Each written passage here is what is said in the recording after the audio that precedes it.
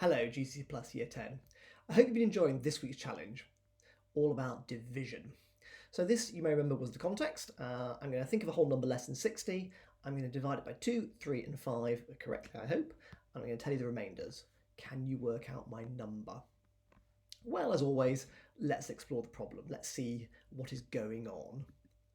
So initially, let's just think about small numbers, numbers of 10. So when I divide the numbers from 1 to 10 by 2, I get a remainder of 1 or 0. 1 if they're odd, 0 if they're even.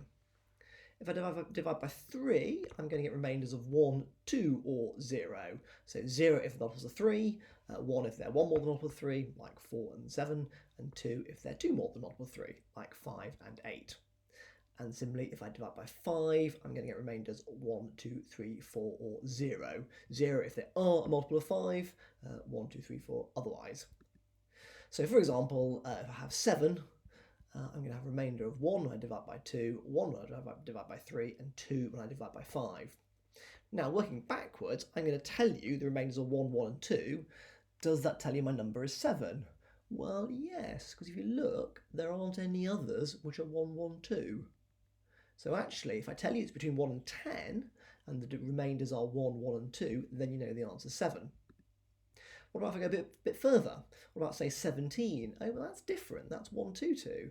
But again, there's no other 1, 2, 2. So if I tell you 1, 2, 2, you know it's 17, and there was no 1, 2, 2 between 1 and 10. So 1, 2, 2 is unique, certainly up to 20. So 1, 2, 2 tells you it's 17. As we can see here, they're all the numbers from 1 to 20. And if you look down the rows, there is no repetition. Every single one is different. So how many different options are there altogether? Well, a nice way of thinking about this is a tree diagram.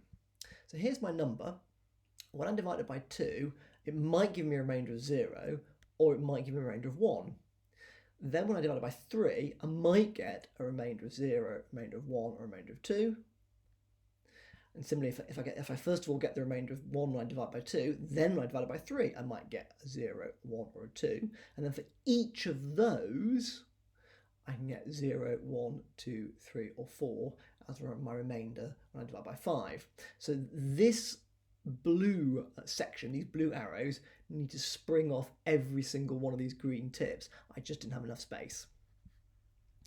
So for example, 17 was a remainder of 1 when I divide by 2, a remainder of 1 when I divide by 3, and a remainder of 2 when I divide by 5. So the route 1, 1, 2 through the tree diagram takes me to the number 17. Or working backwards, if I tell you it's 1, 1, 2, you know it came from 17. So how bushy is this tree altogether? How many different options are there? Well, there's 2 options here. For each of these 2, there are 3 options. So that's 6 options altogether. And though I haven't drawn it for reasons of space, for each of the 6, there are 5 options. So altogether, there are 2 times 3 times 5, which is 30 possible trios of remainders, all the way from 0, 0, 0, if the number starts off as 0, up to 1, 2, 4. Which is sort of the biggest remainder in each possible case. So there are 30 possible remainders, but there are 60 numbers, 60 whole numbers less than 60. Now that means there aren't enough remainders for them all to be different. It doesn't tell me which ones are going to have the same remainder, but there are not 60 different remainders. So some of these numbers have to have the same remainder trio, the same triple of remainders. So the answer to the question is no, you can't work backwards, because it's not the case that every number has a unique set of triple remainders.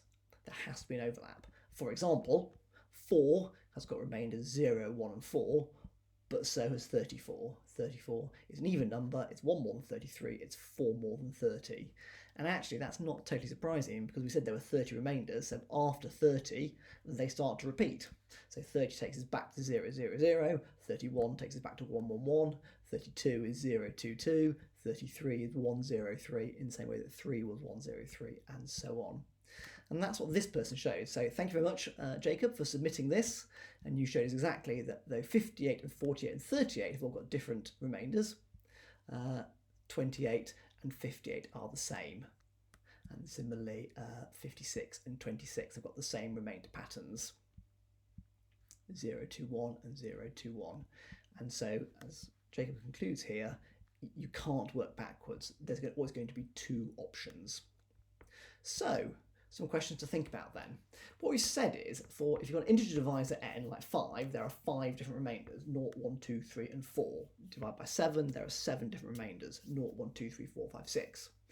So we've also shown by the tree diagram that if you've got divisors 2, 3, and 5, there are 30. There are 2 times 3 times 5 different remainders, those are trios.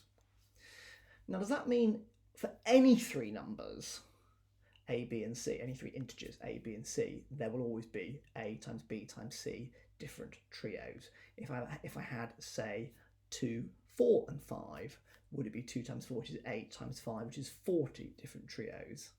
And what about quadruples? So for 3, 5, and 7, and 2, would there be 210 different remainders, sets of remainders? And if, say, if it was 2, 3, 4, and 5, would there be 120 different sets of remainders? So for different sets of divisors, how does that affect the number of different remainders? I look forward to hearing your answers. Share your thoughts with us, usual email, and next week we'll come to a new problem. Bye for now.